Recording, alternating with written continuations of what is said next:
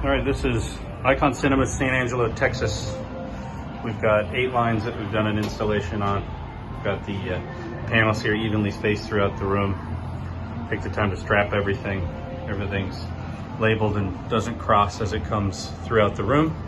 The panels themselves have numbering on each of the empty keg detectors that correspond with numbering in multiple locations on the keg drops here, so that you can identify very easily what keg has gone empty and which one needs to be changed.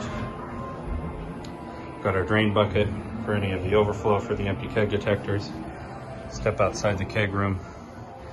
We've got the power pack here that we've ran the glycol trunk line up, got it strapped.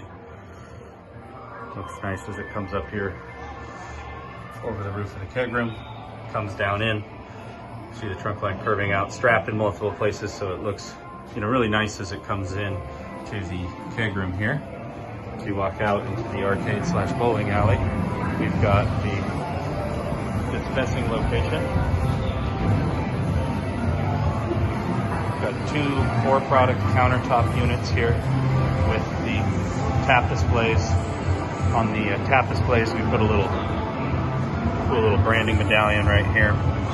One thing that we take note of anytime we do an installation is that storage space is key in the bar environment. So even though we have a lot of beer line here, we've allowed them to keep most of the shelf space in here, as opposed to making all of these connections down in the space here. So you can see that we planned, routed, and then took up as little amount of space as possible in each one of the cabinets here. On this side, you're going to see the opposite of it. So it's just curved up nicely, trying not to steal their counter space here. The power supplies are just sitting in here because they haven't decided where they want the outlet yet.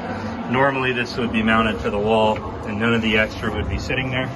The drains and everything, all the wiring run down through here into this cabinet to the left, and just doing a nice clean installation here.